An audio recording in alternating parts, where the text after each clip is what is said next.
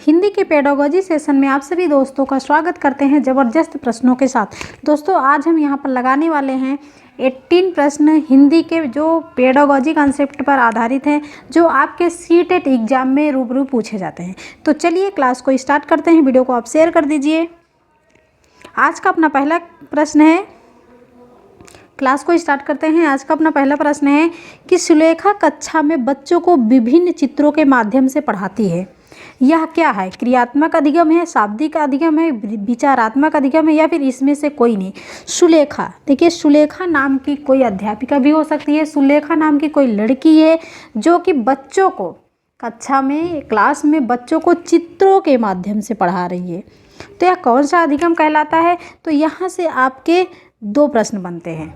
एक बनता है कि जो है सुलेखा कक्षा में बच्चों को विभिन्न क्रिया के माध्यम से पढ़ा रही है, तो आपका क्रियात्मक अधिगम हो जाएगा। और जब विभिन्न चित्रों के माध्यम से पढ़ा रही है, या फिर कह सकते हैं आपकी शब्दों के माध्यम से पढ़ा रही है, जब शब्दों की बात आ जाए और चित्रों की बात आए, तब आप क्या लॉक करोगे? तो आप लॉक करोगे यहाँ पर शाब्दिक अधिगम। क्या लॉक करोगे? तो शाब्दिक अधिगम। क्योंकि शाब्दिक अधिगम में क्या होता है कि चित्रों के माध्यम से जो बोर्ड पे, यानी कि व्हाइट बोर्ड पे, ब्लैक बोर्ड पे जो भी चित्रों के द्वारा बताया जाता है, जो लिखा जाता है, वो शाब्दिक अधिगम के अंतर्गत आता है। तो क्वेश्चन नंबर फर्स्ट का बी विकल्प लॉक हो जाता है। प्रश्न नंबर 2 है कि बच्चों में भाषा सीखने की क्षमता जो है जन्मजात होती है, अतः यह उनकी इस क्षमता का भरपूर प्रयोग करते हुए भाषाई नियम सिखाए जाने चाहिए। बी है बच्चों को समृद्ध भाषिक परिवेश उपलब्ध कराया जाना चाहिए। भाषा शिक्षण का कार्य नहीं किया जाना चाहिए, भाषा शिक्षण का कार्य घर पर ही किया जाना चाहिए। तो आपका जो है ये दो विकल्प कट जाता है। अब आपको ए और बी में देखना है कि कौन सा विकल्प राइट है। तो देखिए यहाँ पर जो है एक शब्द आया भरपूर। भरपूर का मतलब है कि जो है इस पे जोर दिया जा रहा है। और एनसीएफ 2005 के अनुसार बच्चे क्या हैं? भगवान हैं। उनको आप किसी भी प्रकार का दंड नहीं देंगे, किसी भी प्रकार के उन पर जोर नहीं देंगे। तो ये जो भरपूर है ना, ये यहाँ पर जोर देने के बराबर है। तो इसलिए यहाँ पर ए ऑप्शन भी कट जाएगा। लॉक करें आप बी ऑप्शन को, कि बच्चों को ऐसा परिवेश दीजिए, ऐसा वातावरण दीजिए कि वो अपने संप्रेषण का प्रयोग कर सकें। ठीक, तो बी विकल्प यहाँ पर लॉक हो जाएगा। प्रश्न नंबर 3 है कि चौमस्की के अनुसार बच्चे भाषा सीखते हैं। ठीक, यहाँ पर थोड़ा मिस्टेक है। चौमस्की के अनुसार बच्चे भाषा सीखते हैं कहाँ पर? भाषाई समाज से, भाषा अर्जन क्षमता से, भाषा आकलन क्षमता, या फिर व्याकरणिक नियमों की जानकारी से। तो ठीक है, चौमस्की ये कहते हैं कि बच्चे जो है भाषा सीखते हैं अपने आसपास समाज से, यानी कि भाषाई समाज से वो भाषा सीखते हैं। सबसे पहला बच्चे जो भाषा सीखते हैं अपने मम्मी पापा, बहन भाई, परिवार, समाज से ही भाषा सीखते हैं। तो इसलिए जो है उनका भाषाई जो होता है कौशल, वो समाज से होता है। तो ए विकल्प यहाँ पर लॉक हो जाएगा। प्रश्न नंबर 4 है कि एक भाषा शिक्षक के लिए सर्वाधिक महत्वपूर्ण क्या है? सबसे कम पूछा जाए तो जो है सबसे कम महत्वपूर्ण हो, और जो सर्वाधिक महत्वपूर्ण पूछा जाए जो सबसे ज़्यादा महत्वपूर्ण है उसको आप लॉक करिए। कि एक भाषा शिक्षक, यानी आप हिंदी भाषा के शिक्षक हैं, तो आपके लिए सबसे ज़्यादा महत्वपूर्ण क्या है? तो बच्चों को भाषा प्रयोग के अवसर उपलब्ध कराना, भाषा की त्रुटियों के प्रति कठोर रवैया। ठीक, भाषा की पाठ्यपुस्तक, भाषा का आकलन, लॉक करिए ए विकल्प, कि बच्चों को भाषा प्रयोग के अवसर उपलब्ध कराना। ठीक है, तो यहाँ पर ए विकल्प लॉक हो जाएगा। और यहाँ पर देखो कठोर कुछ नहीं करना बच्चों के साथ भी। प्रश्न नंबर 5 है कि भाषा सीखने सिखाने का उद्देश्य है। हम भाषा सीखते क्यों हैं और दूसरों को सिखाते क्यों हैं? इसलिए सिखाते हैं कि अपनी बात की पुष्टि के लिए तर्क देना, या फिर विभिन्न स्थितियों में भाषा का प्रभावी प्रयोग करना, या फिर अपनी बात कहना सीखना, दूसरों की बात समझना सीखना। तो देखिए हम भाषा सीखते और सिखाते इसलिए हैं भैया कि हमें कैसी भी परिस्थिति आ जाए, कैसी भी स्थिति आ जाए हमारे सामने, हम अब जो है बातों का संप्रेषण दूसरों के सामने अच्छे से प्रभावी ढंग से कर सकें।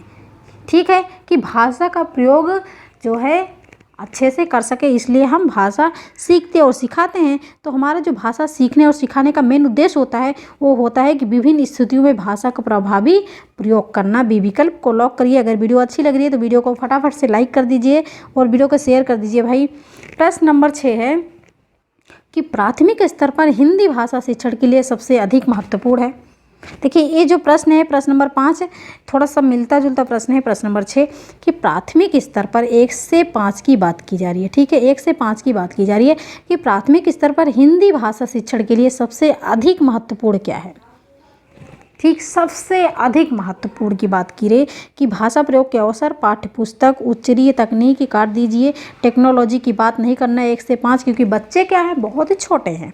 व्याकरणिक नियमों का स्मरण यानी कि याद करना, ठीक है, कि व्याकरण नियम के जो है बच्चों को याद दिला दीजिए, करा दीजिए प्राथमिक स्तर पर।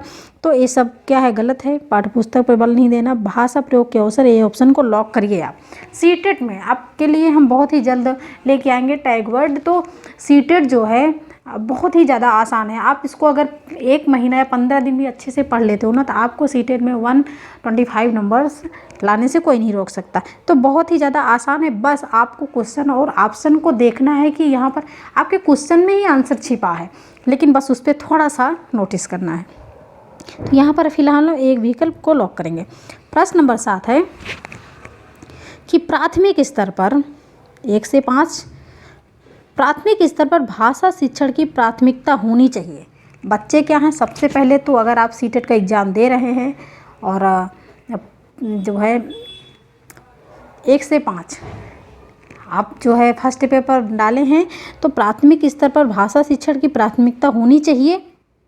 क्या होनी चाहिए, तो केवल बोलकर पढ़ने की क्षमता विकसित करना बच्चों में, कि बच्चे छोटे हैं इनको बोलकर ही पढ़ा दीजिए, इसी का विकास करना है, काट दीजिए, केवल है यहाँ पर तब भी काट दीजिए। और ऑप्शन ऐसे है कि केवल बोलकर पढ़ने की क्षमता विकसित करना, ये भी काट दीजिए। कविता और कहानी द्वारा केवल श्रवण कौशल का विकास करना, काट दीजिए। ठीक है, ये सब निगेटिव हैं, निगेटिव यहाँ पर वर्ड मिल रहे हैं। बच्चों की रचनात्मक और मौलिकता को पोषित करना, बच्चों की चिंतनांकन क्षमता का विकास करना है। तो यहाँ पर देखिए डी ऑप्शन कट जाएगा। जो सबसे अच्छा ऑप्शन है वो है सी कि बच्चों की रचनात्मक और मौलिकता को पोषित करना है। यही जो है प्राथमिक स्तर पर भाषा शिक्षण की प्राथमिकता होनी चाहिए। तो यहाँ पर सी विकल्प को हम लॉक कर देंगे। प्रश्न नंबर 8 है कि पाठ के अंत में अभ्यास और गतिविधियाँ देने का उद्देश्य है।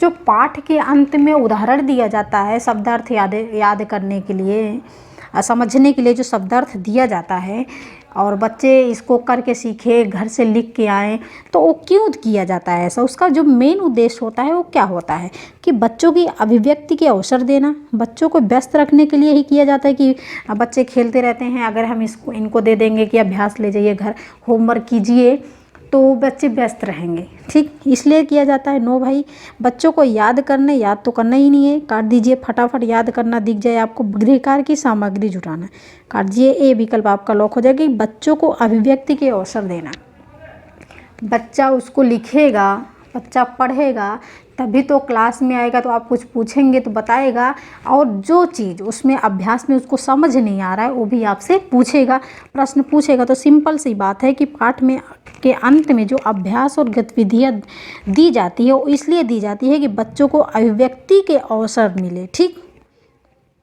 प्रश्न नंबर 9 है कि प्राथमिक स्तर पर भाषा सिखाने की सर्वश्रेष्ठ विधि क्या है। प्राथमिक स्तर बच्चा क्या है, बहुत छोटा है, और हमें क्या सिखाना है उसको, तो भाषा सिखाना है।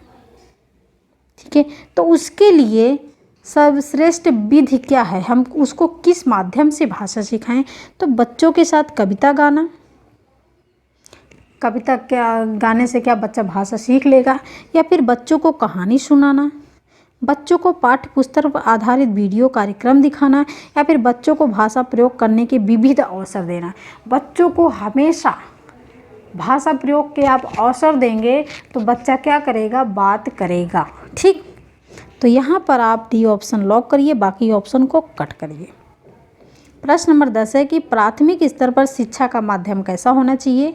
प्राथमिक स्तर, क्योंकि हम फर्स्ट पेपर को लेके आए हैं तो प्राथमिक स्तर की बात करेंगे। तो प्राथमिक स्तर पर शिक्षा का माध्यम कैसा होना चाहिए, हिंदी होना चाहिए, कि जो है बच्चा छोटा है इसको हिंदी में पढ़ाएंगे तो जल्दी समझ आ जाएगा, या फिर उर्दू होना चाहिए, अंग्रेजी होना चाहिए, या फिर बच्चे की मातृभाषा होनी चाहिए। जो सबसे अच्छा है वो होगा कि बच्चे की मातृभाषा होना चाहिए, उसके घर की भाषा होना चाहिए कि जिस भाषा में वो बोलता है उसी भाषा में उसका शिक्षा देना चाहिए। तो डी विकल्प यहाँ पर लॉक हो जाएगा कि जब भी ऐसे प्रश्न पूछा जाए कि बच्चे की मतलब प्राथमिक स्तर पर शिक्षा का माध्यम कैसा होना चाहिए, तो मातृभाषा होना चाहिए। प्रश्न नंबर 11 है कि प्राथमिक स्तर पर भाषा शिक्षण का उद्देश्य यह है कि क्या है भाई, कि बच्चे मानक भाषा का प्रयोग करना जल्दी सीख जाएं या फिर बच्चे भाषा परीक्षा में सदैव अच्छे अंक लाएं। यहाँ पर है कि प्राथमिक स्तर पर भाषा शिक्षण का उद्देश्य ये होता है कि बच्चे भाषा परीक्षा में सदैव अच्छे अंक लाएं। ये इसीलिए भाषा शिक्षण सिखाया जाता है क्या, कि बच्चे विभिन्न स्थितियों में भाषा का प्रभावी प्रयोग कर। देखो अभी हमने पहले बताया कि भाषा शिक्षण का उद्देश्य होता है कि बच्चे हर एक परिस्थिति स्थिति में अपनी बातों को कह सके, इसलिए भाषा शिक्षण कराया जाता है। तो यहाँ पर सी विकल्प लॉक हो जाएगा। प्रश्न नंबर 12 है कि पठन पाठन के अंत में ऐसे अभ्यास एवं गतिविधियाँ हों जो बच्चों को क्या करें, भाषा सरल वाले हों, बच्चों को स्वयं कुछ करने और सीखने का अवसर प्रदान करें, केवल पाठ से ही संबंधित हो, पाठ पर बिल्कुल आधारित न हो। ठीक है, तो ए और बी की लड़ाई है, कौन सा विकल्प लॉक है, कमेंट करिए कि पठन पाठन के अंत में ऐसे अभ्यास और गतिविधियां हों जो बच्चों को स्वयं कुछ करने और सीखने का अवसर प्रदान करें। भाषा सरल और कठिन की बात नहीं, सरल कठिन कहीं मिले तुरंत उसको काट दीजिए। तो जो है पढ़ने और पढ़ाने के बाद अभ्यास के लिए ऐसी गतिविधियां होनी चाहिए जो बच्चों को करके सीखने पर बल दें।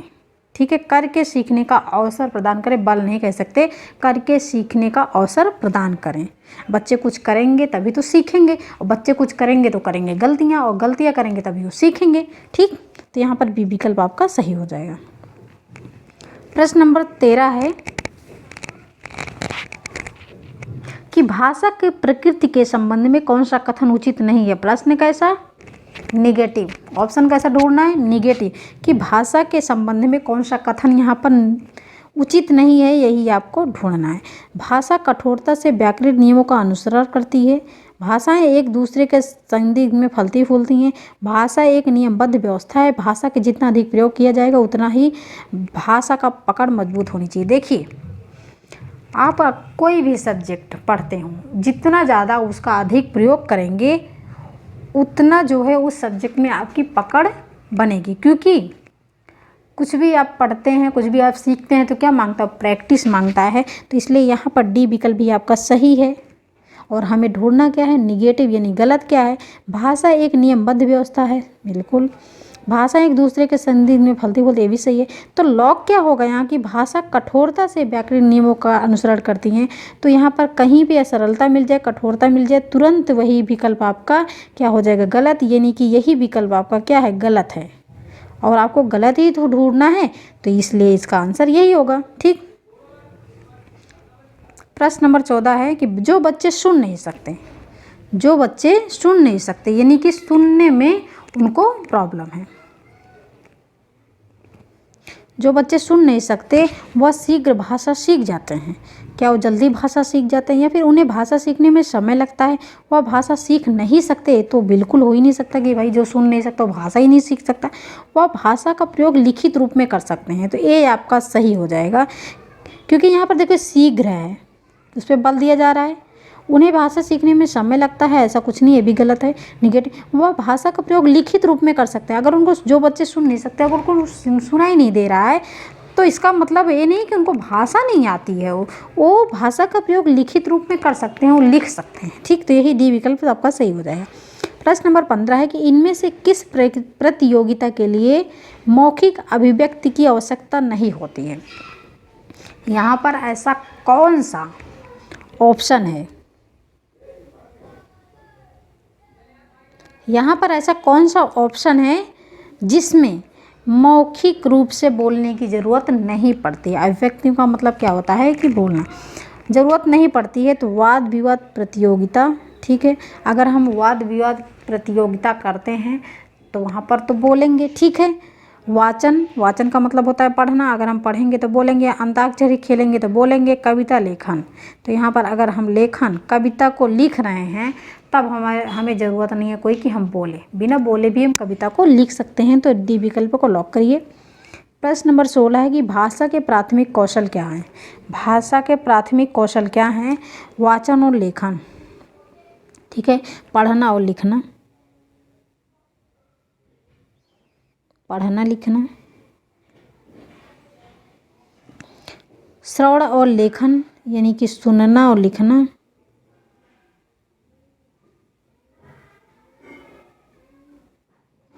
श्रवण और वाचन सुनना और बोलना, ठीक है, और श्रवण और पठन यानी कि सुनना और पढ़ना।